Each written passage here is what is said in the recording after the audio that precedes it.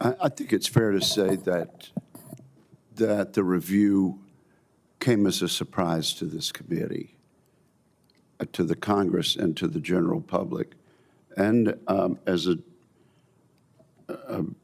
distressing surprise to our steadfast ally, Australia. Senator Duckworth and then Senator Rosen. Thank you, Mr. Chairman. President Trump has once again violated the Constitution, states' rights, and Americans' rights by federalizing Illinois National Guard and deploying Texas National Guard troops to Illinois against the wishes of democratically elected officials.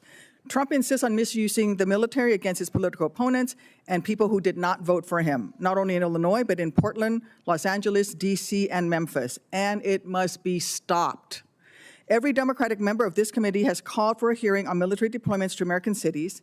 This administration must justify to the American public why it insists on using the military to confront Americans at home.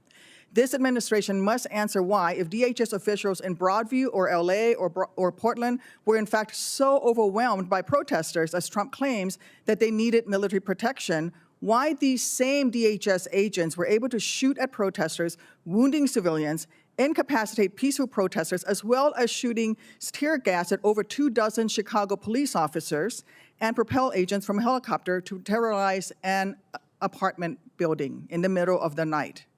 We know deploying the military is not about protecting DHS officials or federal property, because these same officials are escalating their tactics every day to provoke a manufactured crisis to justify sending in the military onto our peaceful city streets.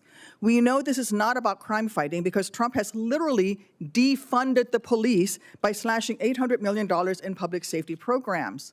So, what is this about?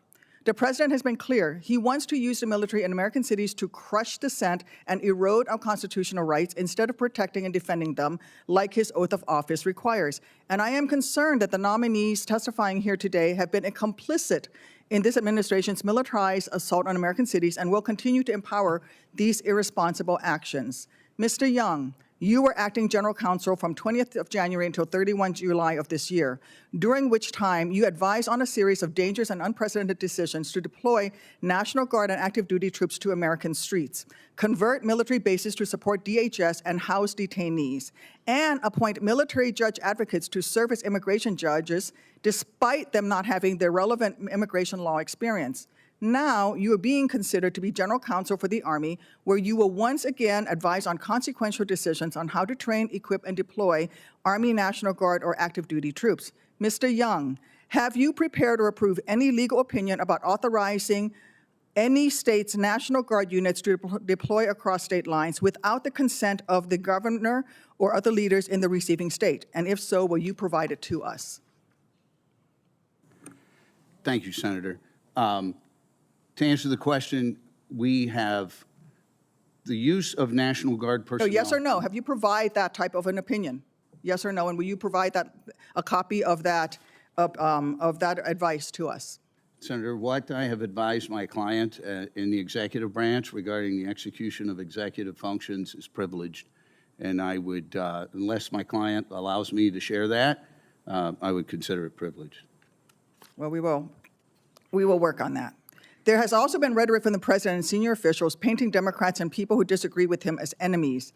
This is a slippery slope. Once you label your fellow Americans as enemies, you can justify using force against them.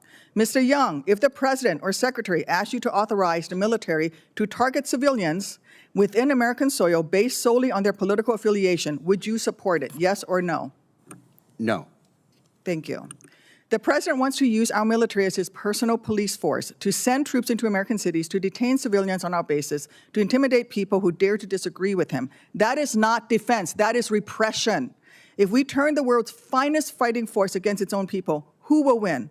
Not the American people, not our service members who did not sign up to be used as political props, to be pitted against their fellow Americans, or to waste their precious time patrolling American streets. Only Donald Trump and our global enemies who will exploit our distraction win in this scenario. The United States military defends Americans. It does not police them. It protects our freedoms. It does not suppress them.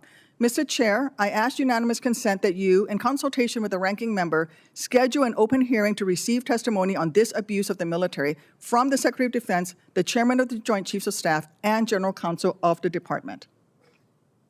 That is not a proper unanimous consent request.